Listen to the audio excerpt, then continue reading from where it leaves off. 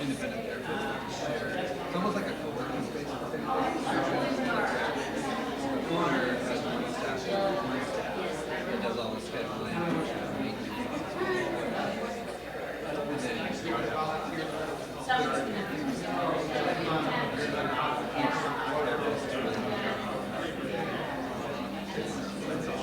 then they'll share it. But she's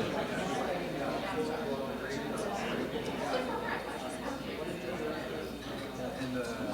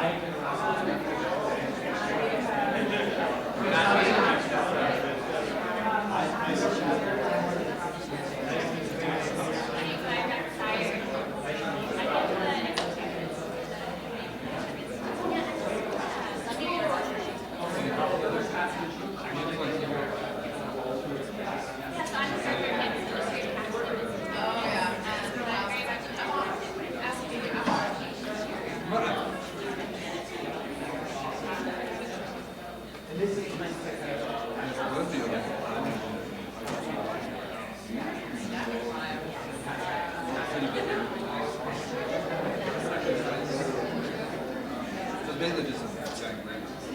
But it's been sitting right.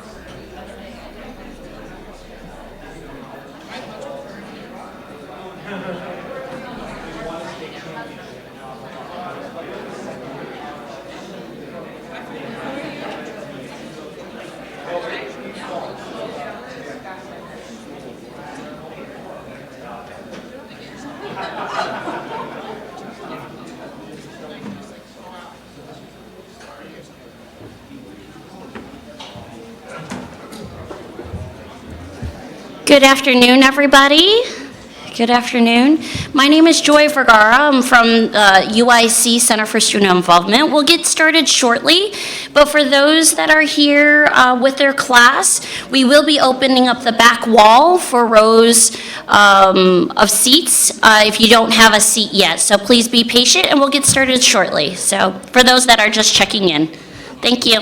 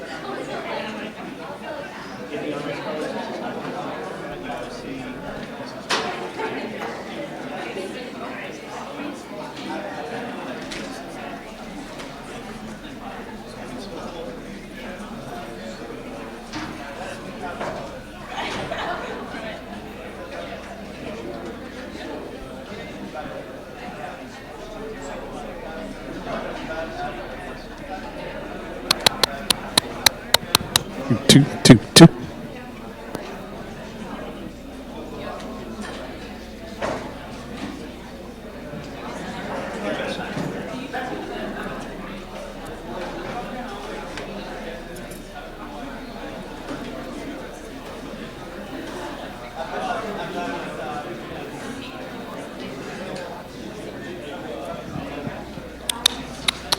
Check, check.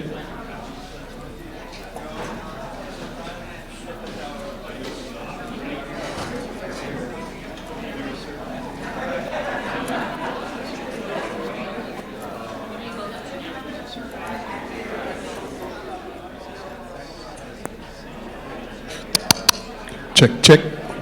Two.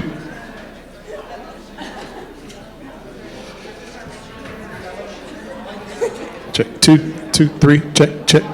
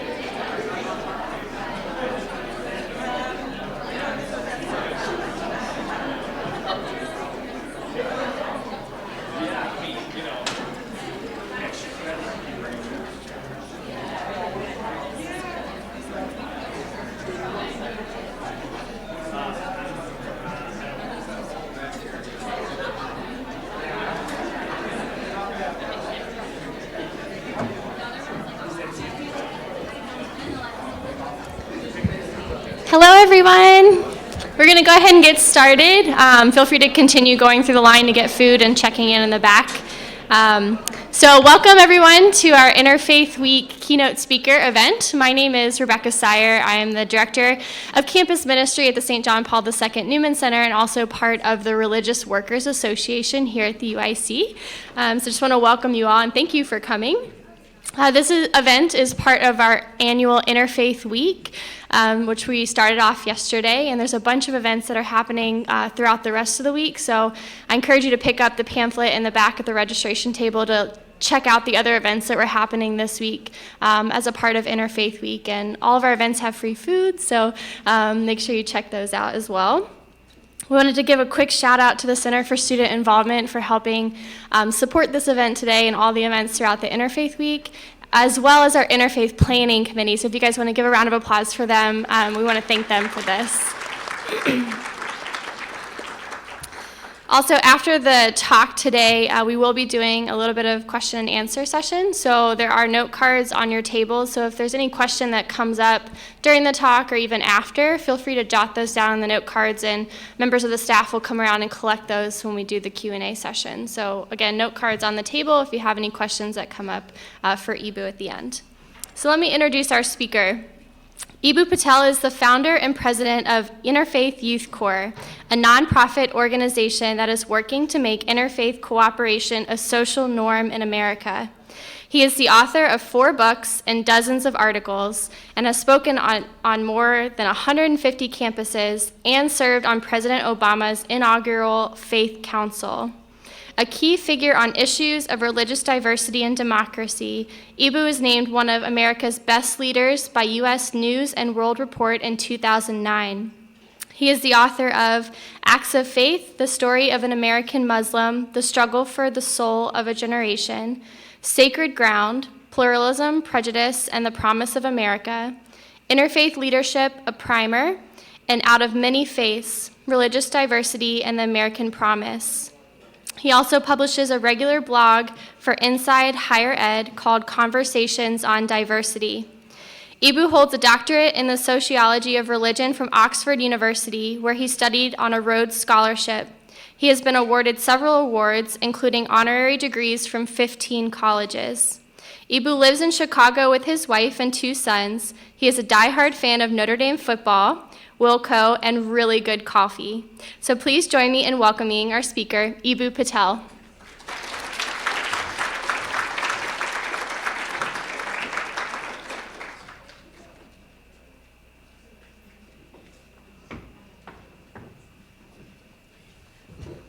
Bismillahirrahmanirrahim. Boy, I love this university. I love this university because this is America now and in the future.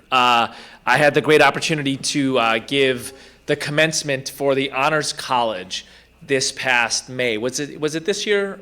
Well, two years ago. And I'm looking out at you all, right? Like 1,000 students. And I'm thinking to myself, man, these are like the architects of the American 21st century. And I'm just so proud to be here. And Professor Keene said something to me. He's like, we are doing something so right here at the University of Illinois at Chicago, not just in the Honors College, but across the board. And it's not going to be long until literally campuses across the nation are coming to us and asking, how do you do with access and diversity and excellence what you do? Because we need to do that. So thank you for having me with you. I am happy to be an agent that helps grow your extra credit in your courses, and an agent of that facilitated a catered lunch for you all. Maybe I can come back next week and we can do this again. There's a 201 version of this. So I have a 9 and 12-year-old in the Chicago Public Schools, and they go to one of these schools. I love this place. It's got diversity is our strength, and multiculturalism is beautiful. Bumper stickers everywhere. Posters that illustrate that. The readings that they do are really different than the readings I did growing up 25 miles west of here, literally straight west of here in Glen Ellen. Probably half of them are by women and people of color. Probably 2 things I read in 4 years at Glenbard South were by women and people of color. So they're getting a 21st century American education. But I am just that kind of curmudgeon who, like, halfway through parent-teacher day, feels like I need to say something. So I raise my hand, and of course, like, both of my kids are like, oh gosh, here he goes, right? And I'm like, when do you teach the students that diversity is not just the differences you like, right? That all this multiculturalism is our strength, stickers and the posters you have up, there's kind of a utopian ideal here, which I guess I could be down with, except for the direct translation of utopia is no place, right? It doesn't exist. So when do you tell people what the dean of Bolt Law School at the University of California, Berkeley says, which is that diversity is not rocket science, it's harder. Anybody who does the work of diversity, who engages diversity towards something of a positive end, is doing work that's harder than rocket science. And honestly, you just kind of need to, open up a newspaper to know that, frankly, not everything looks as positive as many of the classes and social spaces at UIC.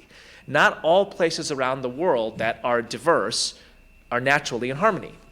So about a year ago, I came across a piece in the New York Times about a city called Mostar in Bosnia and Herzegovina. Anybody in here have any passing reference or family background in that city at all, or in the general area? I mean, one of the fun things about being at UIC is, like, you could name a place on a map and 6 people could be like, oh yeah, my grandparents lived there, right? Or I visit every summer. So just seeing if that happened to be the case in Mostar.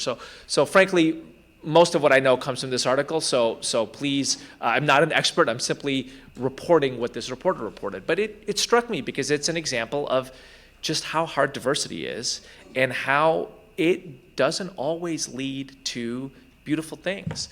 So the article opens with the line, if you work for the Catholic Fire Department in Mostar, you don't respond to fires in the Muslim part of town, even if you happen to be located closer to that particular building. You just let it burn.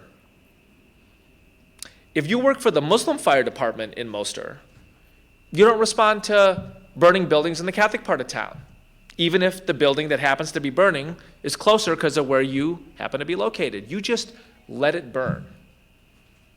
Catholic fire department? What? Muslim fire department? Really? By the way, Mostar's not at war, right? This is just like normal life. If you're Catholic, Croat in Mostar, you go to school from 7:30 a.m. to 1:30 p.m. If you're Muslim, you go to school in those same buildings 2 p.m. to 8 p.m. If you're Muslim in Mostar and you like to dance, there's a nightclub for you. It's called Art. If you're Catholic in Mostar and you like to dance, there's a nightclub for you. It's called Pink Panther. There's a soccer team that Muslims root for, a soccer team that Catholics root for. There is a garbage collection company that picks up garbage in the Muslim part of town, and a garbage collection company that picks up garbage in the Catholic part of town. The only institution that is integrated between Muslims and Catholics is the garbage dump. And depending on whether a particularly curmudgeonly Muslim guy is working there or not, it might not take Catholic garbage on any particular Thursday. True story. That's a diverse society getting diversity wrong. And most of the places that I'm talking about are what I would call civic spaces. Civic, broadly understood, right? Which is to say, places where we in the United States, for the most part, are accustomed to gathering people from different identities around a shared identity, around a shared activity. Being a little geeky here, I'm kind of showing, carrying the baggage of grad school, which means if I use the word like civic spaces, I feel like my grad school advisor the apparition of him appears, and he's like, you better define that term, right? So I'm defining the term. A civic space is a space where in the United States we generally recognize that people from different identities, which is to say different races, religions, sexualities, genders, political ideologies, gather around a shared activity that provides cooperation that is mutually enriching. UIC is a civic space. The shared activity for the most part is education, but there's also intramural sports, and there's food, and there's public speakers, et cetera, et cetera. Hospitals, a great example of this, right? So in Moster, virtually all of the civic spaces are segregated along ethno-religious lines. By the way, it's not legal segregation, right? It's civic segregation. This is how the society runs. Now, there's lots of things about Moster that are different than the United States. 25 years ago, there was a really, really ugly civil war there. And part of what we're seeing is an artifact of those times. But diversity doesn't always have to harmonize. Okay, I promise you things get happier from here, okay? Because my friend and colleague Terry Simon sends me a piece from the New York Times about a city in Minnesota called Willmar, Minnesota.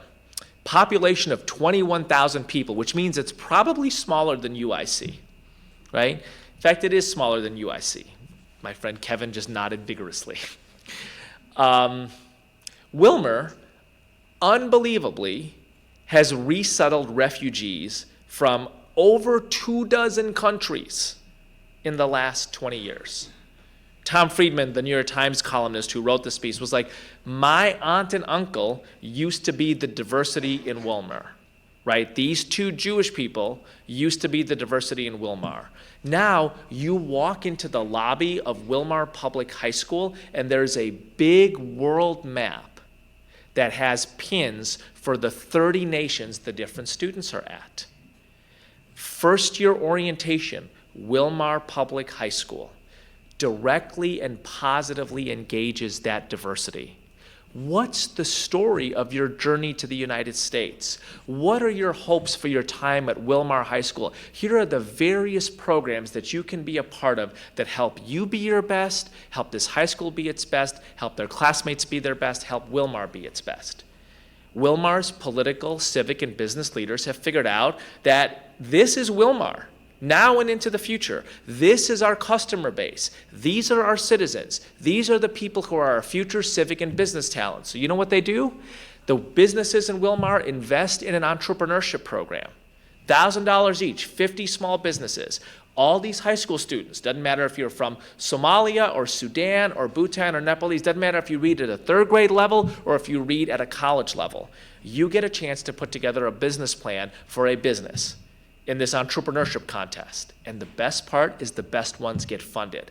So there's all these like cool little companies started by these 16-year-old kids from Sudan who like literally 2 years ago were part of a civil war, right? And now they're in the United States at Willmar. They walk into the public high school, they see their country on a map, they've written their journey to the nation, they've written their dreams for their time at Willmar Public High School, they have thought about a business plan, they've presented it in front of these 50 small business leaders, and now somebody's giving them 20 grand to fund it. Somebody figured out, this is Willmar. We're no longer Willmar 1970, we're now Willmar 2019. We better invest in our civic, political, business, civic talent. Blue Cross Blue Shield funds a Good Ideas program in Willmar. Gives people mini grants to host Good Ideas dinners in their homes and in their houses of worship, right? So you can imagine like all these people who are like gathering at the mosque in Willmar to talk about what's the future of Willmar 2040, and then they're gathering at the Coptic church over here, and then they're gathering at the Secular Humanist Society over there, and then Tom Friedman's aunt and uncle are like, we want in on this too, and we'll have some folks over at our home because Willmar's not big enough to have a synagogue, for not enough Jews to have a synagogue, but we're going to have people at our home to talk about this, right? You know, my favorite part about this is that this is not the kind of 1970s citizens of Willmar saying, we are going to help assimilate you people. Like everybody is in on the Leadership Act. So this Somali crew starts something called the Community Integration Center. They have English and American culture classes for Somali Muslims in the morning, and then they have Somali classes, religion, language, and culture for people who want to learn about the Somali way of life in the afternoon. And they're like, this is a two-way street, right? This is a two-way street. I want to point something out. Every one of those places, the school, the Blue Cross Blue Shield Good Ideas dinners, the Community Integration Center, those are all civic spaces. What's the civic, right?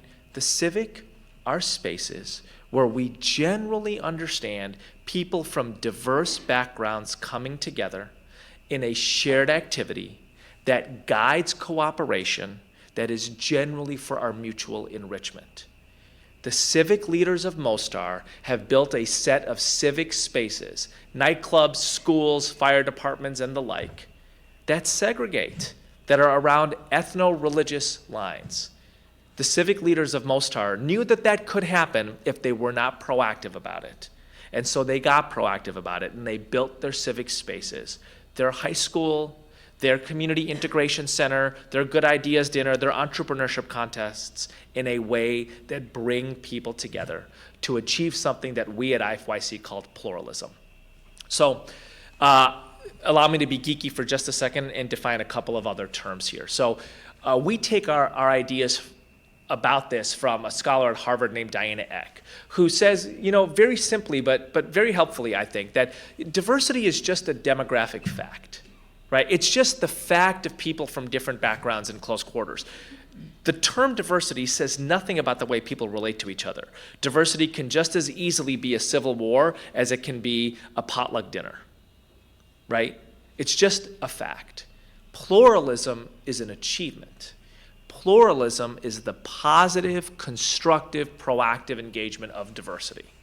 At IFYC, we're super geeky, so we're like, we see your basic definition of pluralism here, Professor Eck, and we're gonna raise you one, right? We're gonna give this a 3-part definition. So we define pluralism as respect for different identities, including the identities you might not like.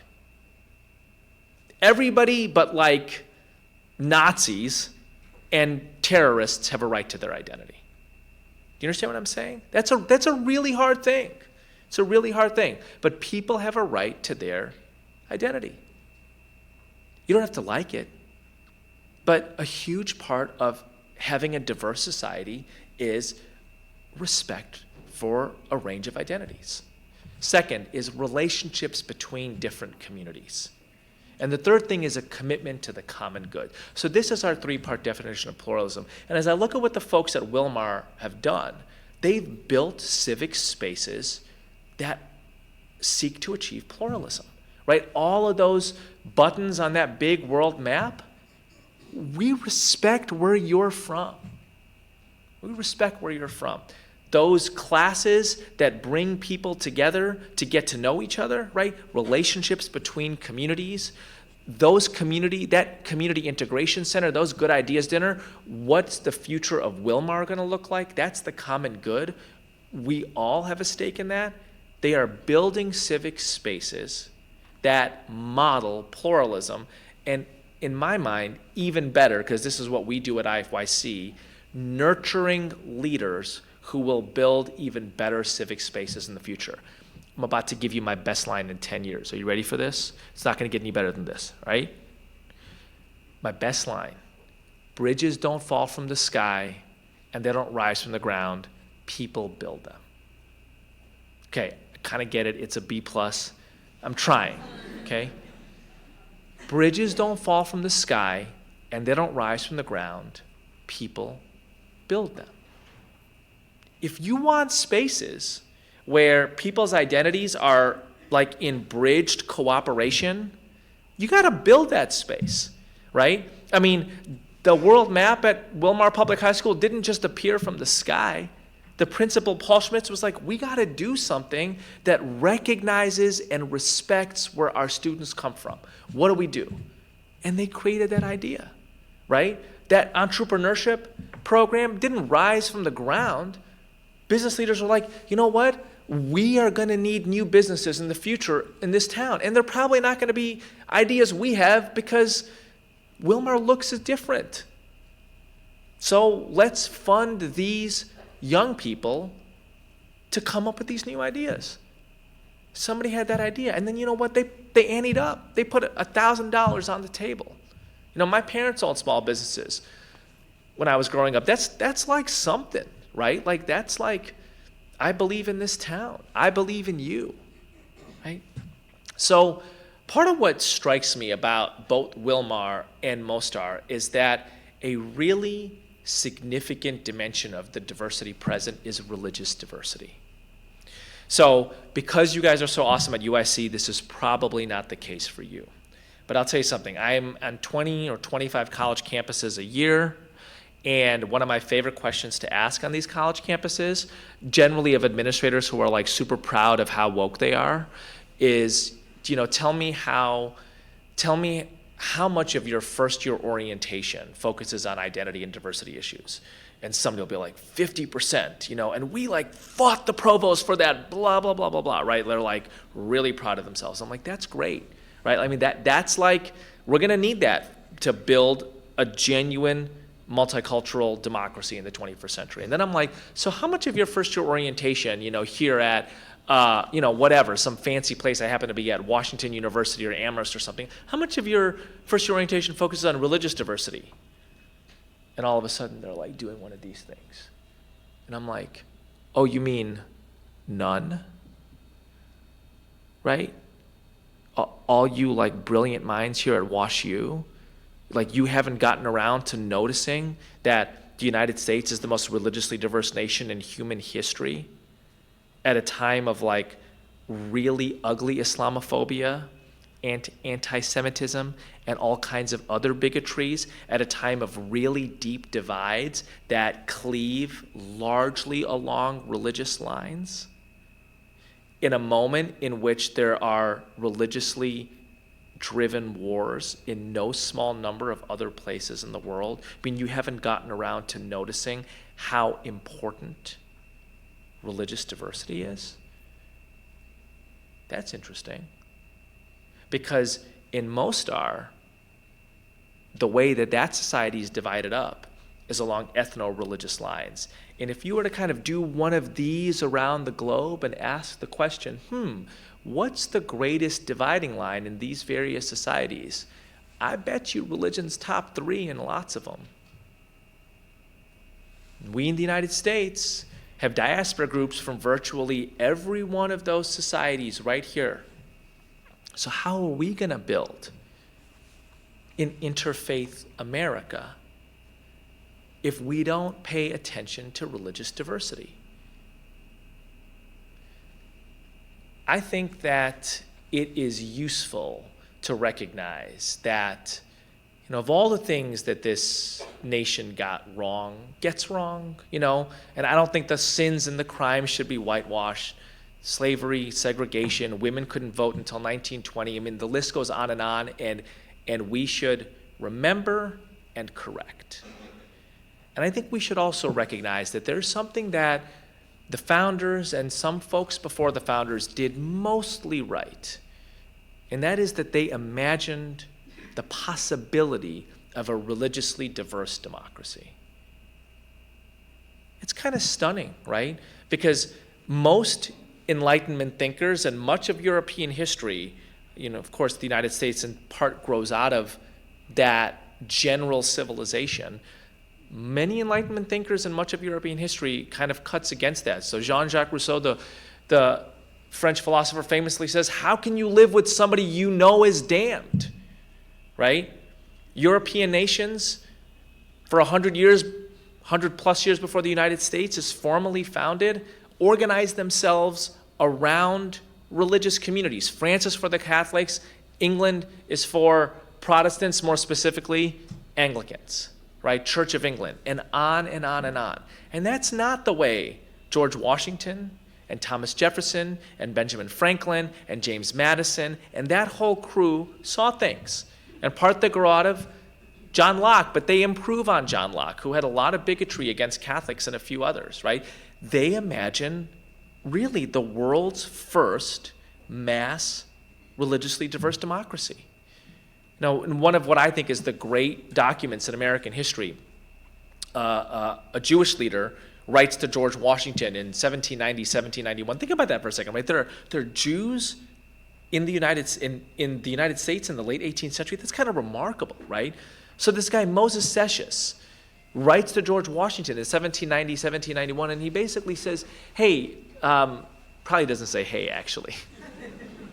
He says, Your Excellency, whatever they call George Washington. Of course, I get Your Excellency from the musical, but, Mr. President, congratulations on your presidency and the ratification of the Constitution of the new nation. And then he's basically like, what's going to happen to my people?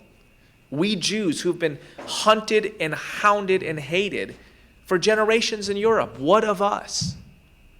And Washington writes back in a document called A Letter to the Hebrew Congregation of Newport, Rhode Island, that I literally think every third grader in America should read. He says, my government will give to bigotry no sanction and to persecution no assistance.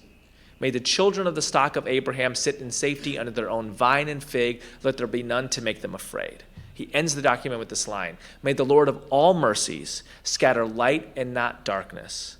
Make us useful in our unique vocations and happy in his own everlasting way. I mean, this is like 1791, right? I would take what Jefferson, Franklin, Madison, Adams, Washington, this whole crew of people says about religious diversity. It's not perfect, but I would take that in the White House any minute these days. They imagine a religiously diverse democracy. And the people who come after recognize that civic spaces play a central role. So, French observer Alexis de Tocqueville, also happens to be Catholic, comes here and says, you know what, this weird bunch of people called Americans, you know what they do really well? They build these thing called civic institutions, right? Back to that term civic. They have this, what he calls the mother science of the art of association. They're constantly gathering together in all these kinds of different societies, and religion seems to be the prime mover in all of this, right? And what's interesting to further observers is that religious institutions in the United States, except for houses of worship and things along those lines, are very often open to people of other religions. That is not common elsewhere. So I'm in this country, Indian Ismaili Muslim, because Notre Dame University, a university started by French priests, Order of the Holy Cross, 1842, sees fit to let in a wayward Ismaili immigrant from India into their MBA class of 1977. That man will be my father. And when I had a meeting with Father Hesburgh, who's the president of Notre Dame for 50 years, just died 5 years ago, one of the greatest higher ed leaders of the 20th century, I asked him, I'm like, was it tough for you to open up Notre Dame? You're founded in so many ways as this kind of parochial Catholic institution, right? Principally for other Catholics. And he bangs his fist on the table. It's hilarious because you walk in, there's all these no smoking signs at Hesburgh Library, and here I am on the 11th floor, and he's got a lit cigar in an ashtray. I guess if the library gets named after you, you can violate the no smoking thing, but this is like my image, like this great American priest, right? Cigar on the table, banging his fist on the table and saying, the term Catholic means universal. From the Greek, it means universal. So our challenge at Notre Dame, right, he's still wearing his collar, is to connect the large C Catholic, our particular tradition, with the small c Catholic, the universal. I thought about this for a second. I said, you know what? We in the United States, our civic leaders of the past have actually done this pretty well. So the hospitals around here, Rush Presbyterian, University of Chicago, Northwestern, Loyola, every single one of those is started by a religious community. U of C by Baptists, Northwestern by Methodists, Loyola by Jesuits. Not a single one is only for the community that started it. What am I saying?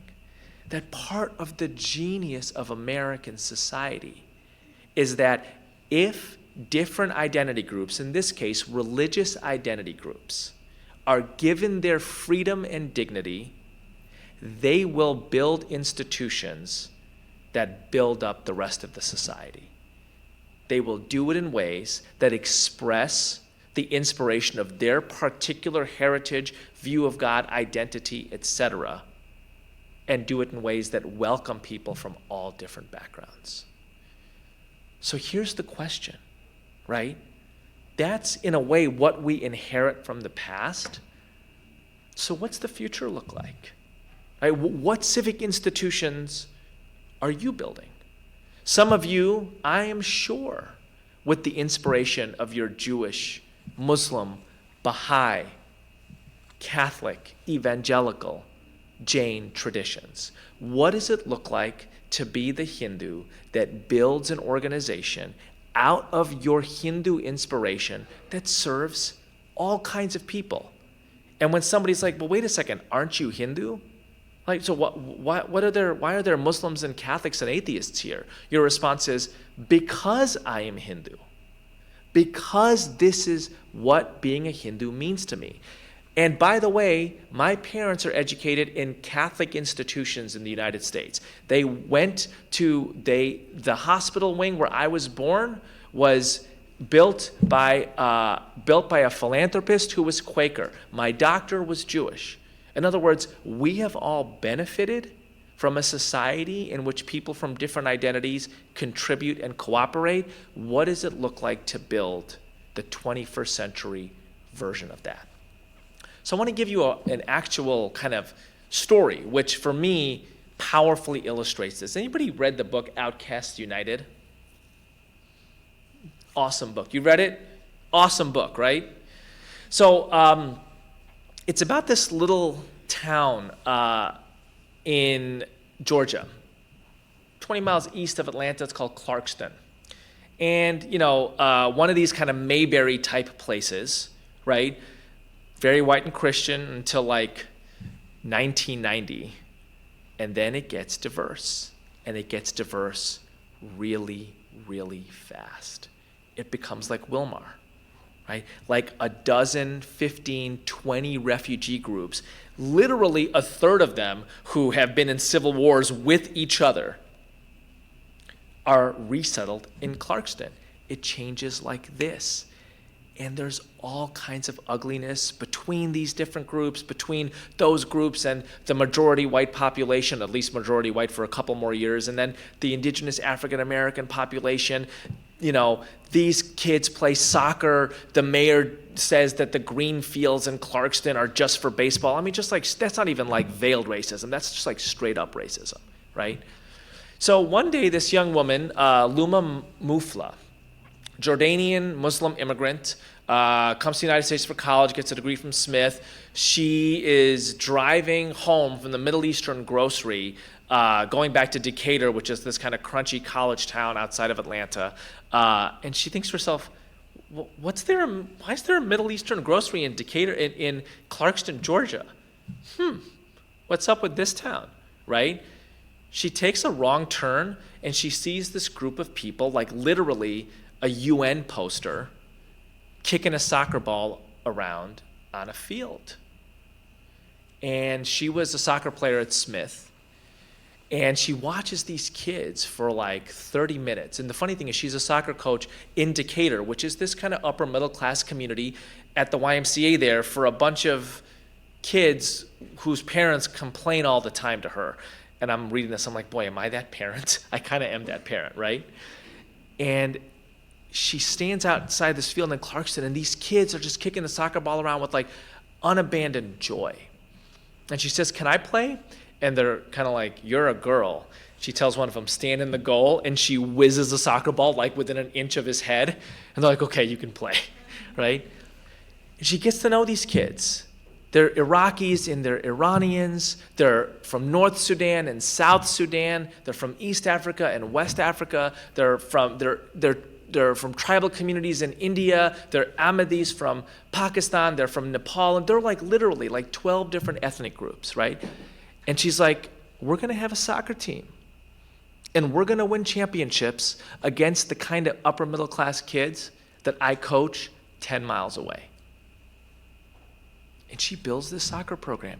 And she has to like figure out all these rules because the Iraqi kids hang out together. And actually not all the Iraqi kids, but the Shia kids here and the Sunni kids here. And when the Serbian kids get mad at the Bosnian kids scream back at the Serbian kids about the war. I mean, like, you know, diversity is not rocket science, it's harder, right? So she has to figure out how you build this championship level soccer program with 12-year-old refugee kids. And she does it, right? And I'm thinking to myself, like, literally, what if that was you?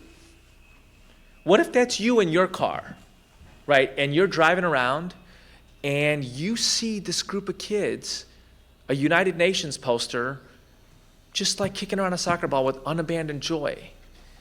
And you think to yourself, what could these kids be? What could I do with them, right? I mean, a huge part of the kind of civic interfaith leadership that I'm talking about is the ability to look at a random group of kids from different backgrounds and see a championship team. I'm going to say that again because I literally think it is the single most important part of leadership. Max Dupre once said, a leader defines reality. Point blank. A leader defines reality.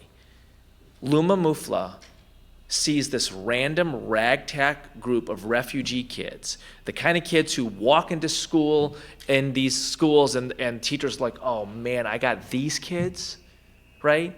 The kind of kids where the after school coordinator is like, oh God, what am I going to do with these kids? Luma Mufla looks at these kids and sees a championship team. That could be you, right? And I don't mean the kid on the playground. Like, you know, that might have been 10 years ago. I'm talking like Luma. I'm talking like the leader in the car. When have you seen what other people think of as a random group and actually envisioned a championship team? A civic space where people have a shared activity that guides their cooperation for mutual enrichment. So what are the other skills that Luma has, right? I think of these as civic interfaith leadership skills. She's able to kind of figure out and read where the conflict areas are and how do you mitigate those conflicts. So all these people come from different national, religious, and linguistic backgrounds. She's like, you know what? The one thing you have in common is English. We're going to speak English, right? That doesn't mean I don't respect your language, but it means that on this soccer team, to communicate with each other and to not have internal factions, here's how we're going to run things. What else? We're going to call this team something that we're all proud of. The Fugees. That's what they call themselves, right? I'm going to give you guys a name that you're proud of. Sometimes there were parents from these backgrounds who were like, we've never seen a female coach before. We don't actually really think that person exists. So Luma would go have dinner with these parents and acclimate them to the idea that you could have a female, that 12, 13, 14-year-old boys could have a female soccer coach. She wasn't mad about it, right? She recognized that, you know, they didn't have the same kind of ideas of gender that she did, but that was their heritage and identity. She entered with the spirit of respect. She exited with the parents calling her coach. Civic interfaith leadership. By the way, if you want the single best example of this, I think in American history, just walk like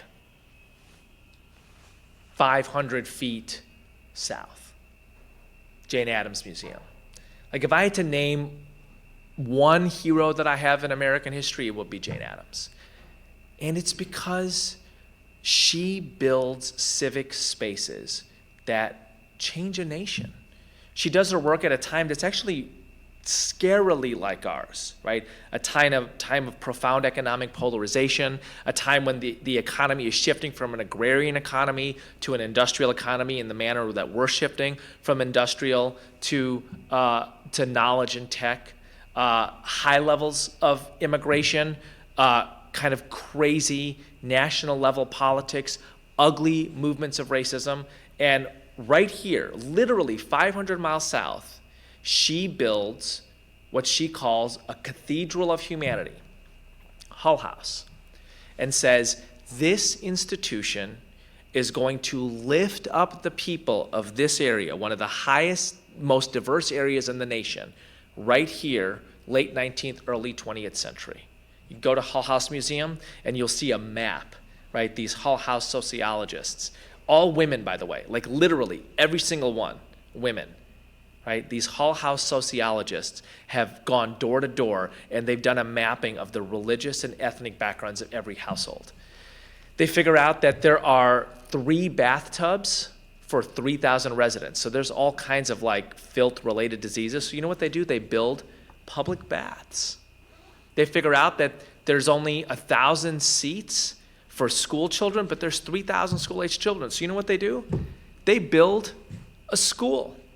They recognize that all these people who, folks are calling all kinds of ugly, xenophobic, racist names, they come with these really serious, beautiful craft skills, these wonderful culinary traditions. So they build a kitchen. They build a coffee shop. They build a model of American democracy. They build and build and build, and then they tell the story of that America to the rest of the country. I think Jane Addams' greatest achievement is so much of what we take for granted, like literally things like public parks and government regulations around employment and safety issues, like 20, 30, 40 major reforms that we just take for granted. She built here 120 years ago. No Jane Addams, these things don't exist. So what comes next? What comes next in this era? So I'm going to close with this. So my friend Kevin Schultz here, he writes this great book. My staff is all like, he's here? The guy that wrote the book you make us read and you never stop talking about? So it's a book called Tri-Faith America. And it's in part the story of how we get to the term Judeo-Christian America. So, by the way, the current occupant, I will not be more specific than that, but you can imagine who I'm talking about. The current occupant recently said, we live in a Judeo-Christian country. Nobody should feel embarrassed saying Merry Christmas. I'm going to pause 10 seconds for you to make your own joke. Okay. Part of what's interesting about the term Judeo-Christian is that virtually nobody remembers where it comes from.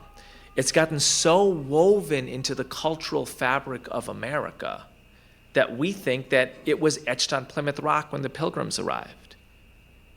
But it actually comes from a really ugly period in American history, the 1920s, a time when the Ku Klux Klan numbered 3 to 4 million people and had a significant impact on national politics, including helping to torch the campaign of the first Catholic to run on a major party ticket for president, a guy named Al Smith, the governor of New York at the time.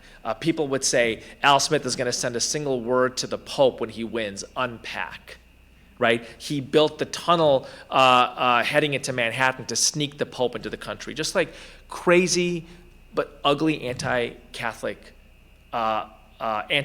taunts and slurs. So Al Smith's campaign goes down in a hail of flames, and a group of interfaith leaders emerge. They call themselves the NCCJ, and they basically say, we can't have an America that excludes the contributions of Jews and Muslims. They start to do civic projects all over the country, right? Little Jane Addams type stuff, Wilmar, Minnesota type stuff all over the country, talking about how Catholics, Jews, and Protestants have so much in common and should de-emphasize their differences. And along the same lines, they decide that America needs a new narrative. It needs to stop understanding itself as a Protestant nation. It needs to understand itself as something more expansive. And so they make up a term. The term is Judeo-Christian. And if you think about it for a second, Judeo-Christian is not especially theologically accurate, right? If you're a Christian, Jesus is the center of your faith life, Lord and Savior, Son of God. If you're Jewish, Jesus is a good rabbi. Maybe. Let's discuss, right? He is really far from the center of your faith life. So what is Judeo-Christian? It's not theologically accurate. It's not especially historically accurate. It's a genius civic invention. It's a group of interfaith leaders saying, we should expand how Americans think about the nation. You know exactly where I'm going with this, right? As you think about being Luma and looking at that group of kids on the playground and thinking, what's the activity that I would do with them? How would I be a civic interfaith leader with them? Think about what's the title of the chapter of American history that we are in. It's no longer Judeo-Christian. There's a lot of people that poo-poo the term now, right? And my response is, look, would you rather have been Jewish in America in 1980 or in 1920? Okay. Judeo-Christian did reasonably good work for 70, 80 years. What comes next? What comes next? In a nation of Muslims and Baha'is and Jains and Hindus and Sikhs and atheists, in the most literally religiously complicated nation in human history, what comes next? There's a group of people who just made up the term Judeo-Christian, and it helped reframe how the nation thought of itself. So who here is going to come up with the title for the next chapter? That's why we do our work at college campuses, because we get to give you the hard, inspiring problems. And every once in a while, we get an email from somebody who says, hey, guess what? I came up with this new program for the Archdiocese of San Diego, or I came up with this new program for the Islamic Society of Greater New York, and I started thinking about it at an IFYC program in 2010 and 2015. So when you come up with the new title for how America thinks of itself for the next 100 years, wherever you are, send me an email, tell me what it is. I'll spread it to my network, and we'll make this country really great again. Thank you.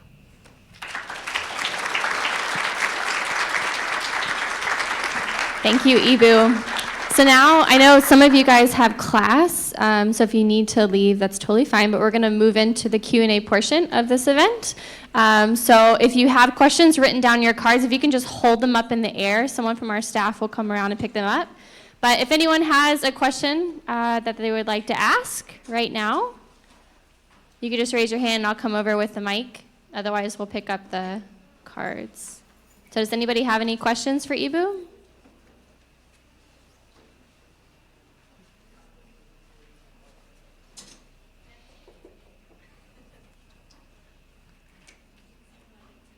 If not, we'll grab the cards.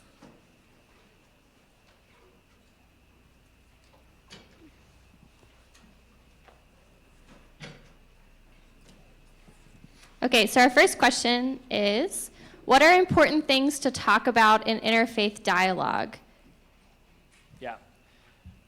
So one of the ways we talk about this at IFYC is, by the way, IFYC is the acronym for the organization that I feel fortunate enough to run. A bunch of my colleagues on the room. It's called Interfaith Youth Corps, and basically what we do is work with college campuses and college students on what in interfaith America will look like, right? Train college students to be interfaith leaders, work with campuses to run a set of programs that will nurture those interfaith leaders. So one of the best ways to have an interfaith dialogue, I think, is to take what we call a shared value: compassion, service, hospitality, generosity, reverence, something that literally atheists or Zoroastrians would have a story to tell about, to put that shared value at the center of the room, so to speak, and to ask the question, tell me about how your identity / tradition speaks to that shared value. And one of the things I love about this is you could literally get stuff, you could get compelling stuff, people who are like, well, you know, this is what the great Islamic theologian Sheikh Abdullah bin Baya says about generosity. Or you can get somebody who's like, you know, my mom would always say growing up XYZ, and they're equally compelling, right? So in a way, it one of the things that I think is intimidating about interfaith stuff a lot of times is people feel like they need to be the Pope to do it, right? And actually, you don't. You need to have the opportunity to reflect on your identity, its relationship with whatever tradition you see yourself as relating to, and have a space where you can tell that story. Thank you. Next question is, how do we promote acceptance towards others in closed societies that are often difficult to penetrate? Yeah, that's a great question, and I don't have an answer, right? But I will tell you something.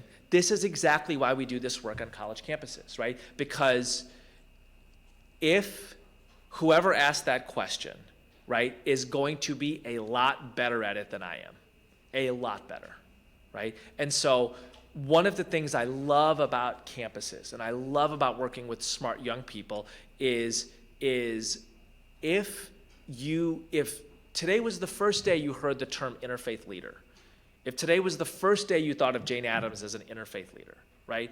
The first day you thought about how might I create a civic space that encourages cooperation around a shared activity, and you have a heritage from a quote unquote closed society, your brilliant mind is going to start thinking about what kind of activity you might do, what kind of message you might send, what kind of conversations you might have that are culturally appropriate for that society, right? So, and I'm going to have no idea. And in fact, one of the interesting things about IFYC is, in part because I was in grad school abroad, but we start internationally, right? So we start by running programs in like a half dozen countries, and then somebody says to me kind of casually, like, hey, what do you know about religion in the 3 European nations that the State Department is giving you funding to run interfaith programs?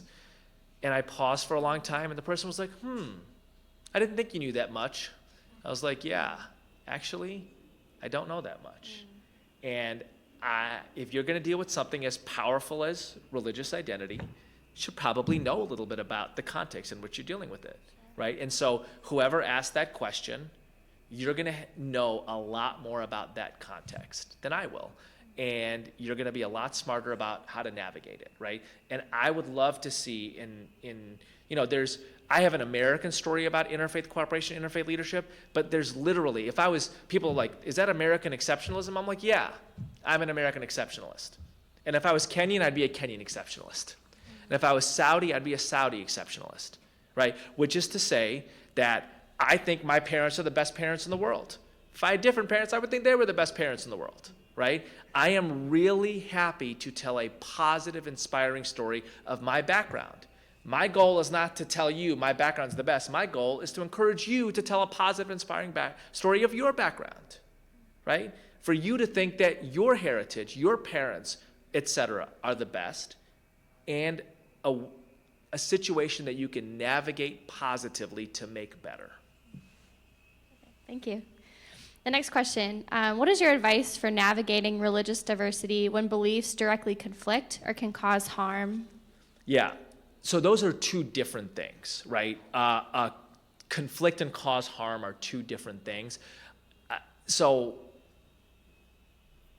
if you enter the space of religious diversity, expect for beliefs to conflict. Like, that's like table stakes, right? Like, every once in a while, somebody will come to me and be like, I went to this interfaith program, you encouraged me to go, and people there have different ideas about God than I do. I'm like, what did you think you were going to, right? I mean, that's, and not just about God, but about like lots of things, right? Like what food should be eaten and what food shouldn't be eaten. What counts as holy and what counts as profane, where pilgrimage should be taken and where they shouldn't be taken, who the prophet Abraham, which of his sons he put on the rock, whether Abraham is a prophet at all. These are big deals, right? So I think entering into the space, recognizing that there are deep and fundamental differences and your goal is cooperation. The goal is not acceptance. The goal is cooperation, right? I don't see myself accepting that there is a figure who is a prophet post the Prophet Muhammad. I have a ton of respect for people who are Church of Jesus Christ of Latter-day Saints and Baha'is, right? And there's so many things I've learned from them and so many ways that we have cooperated. So I think the recognition is there is conflict between beliefs, and the goal is to cooperate. And the way that I would say this is that how do you have a diverse democracy unless you can have some fundamental differences and also agree and work together on other fundamental things? The single best example that I would give you is hospitals, right? I mean, there are literally there's a dozen life-saving surgeries happening at U of C, at Loyola, at Rush, at Northwestern right now, being done by doctors who think that their partner in surgery is going to hell. And it doesn't stop them from saving somebody else's life who they probably also think is going to hell. And I actually think that's a wonderful situation. Do you really want a world where, or a nation, or a hospital where you have to agree on an idea of salvation in order to perform a life-saving surgery? I think the genius of America is building civic spaces where you can disagree on some fundamental things and work together on others. Now, of course, it's a really interesting question. This gets to the harm question.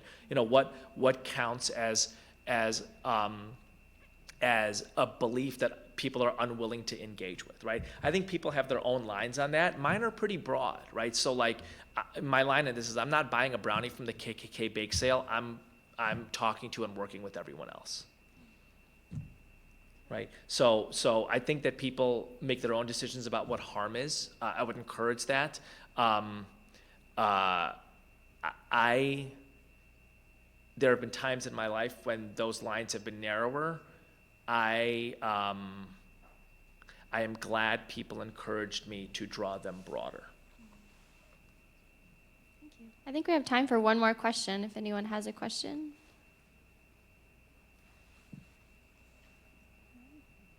Sure. So all the demographic data has the nuns or people who say they do not have any religious tradition that they follow are growing, fastest growing, almost 25% of the population. How has your work been impacted or affected by the growth of this demographic? Yeah. It makes the term interfaith really awkward, doesn't it? I'm giving you a softball. Yeah, right. You're not going to give me a softball. So number one, it doesn't affect the kind of model in theory, right? Because we don't have a representative model where it's like, okay, we know Catholics have a representative structure, and there's a set of Muslim communities with a representative structure, and some Jewish communities. Who represents the atheists, right? We don't do that, right? For us, it's a civic approach, which is to say the centering thing is the activity. That's the centering thing, and the prime mover is the person who leads the activity, who creates the civic space, right? And we have said from the beginning, with some encouragement by a bunch of really smart atheists and humanists, that this is an A to Z place, and that the center, the grounding center is the activity, and the goal is cooperation, not acceptance or representation, et cetera, et cetera. And I think it still offers a set of really interesting complications. One is around language. Is interfaith the best term? I guess I still believe it is, in part because I'm geeky enough to have read pretty deeply into Cantwell Smith to understand how he uses the term faith, that it's a relationship with the tradition, that there are ways to fruitfully overlay it with other types of worldviews that are non-theistic, et cetera, et cetera. We also use the term in part because we want to be clear that we're centering orientations around religion, right? And unless you are clear about that, and not just clear, but like really emphatic and disciplined, because so few diversity conversations proactively engage religious diversity, and lots of people with useful languages for other dimensions of diversity do not have a useful language for religious diversity, and therefore stay away from it. If we don't make it clear that we're centering this, that we're engaging it frontally, and that this is what we do, I'm concerned that it would slide off the table. I'll tell you where I think it also gets very complex, is that yes, Muslims and Catholics are organized really differently, but the sociology between Muslims and Catholics, you can kind of map out in a way that feels broad, that has enough similarities to to build an organizing model around, and that's just not the case when it comes to the variety of groups that fall under the nuns, right? And I think that is going to be a really interesting challenge going forth. It's going to be a really interesting challenge for American society, right? And because I think, I often talk about the role that religious communities play in our civic life, kind of being like William Carlos Williams' red wheelbarrow, glistening with rain beside the white chickens. And he opens the poem by saying, so much depends on that, but you don't notice it until you need it, right? You don't notice the work that 180 Catholic schools are doing in the greater Chicagoland area until the archdiocese starts hemorrhaging cash and has to close half the schools. And then you're like, oh yeah, there were 100,000 students in those schools. Half of them are not Catholic, and like 40% of them are poor. And Catholics have actually done a ton to engage education and poverty in that way. For example, something like a third of AA groups meet in churches. So what happens when churches close or become cool food courts? I mean, it's a really interesting aesthetic thing. Will the food court let the AA group use the space for free? So there's this massive role that religious communities play in American civil society, which is not at all I don't want this to at all come across as dismissive of other dimensions of identity, right? But hospitals are actually really important, and universities are actually really important, and something like a third of them, at least a third, have a significant faith base, funded by their faith community, dependent on participation. As that erodes, wither America. I don't know. Again, that's why we work with young people, because it's not like America hasn't gone through tectonic changes in the past, and the way that you build a better order is you inspire really smart young leaders to think beyond where you're currently at. Great, thank you so much. So if you can join me in thanking Eboo for his time with us today. Thanks, everyone. And again, we're just about halfway through our week for Interfaith Week, so we have a bunch of events tomorrow. I know there's 3 events that are happening tomorrow, and then an event on Friday. So as you leave, we have pamphlets in the back at the registration table. Feel free to pick one up, and that explains all the details for the events for the rest of the week. So please join us for another event, and thank you again for coming.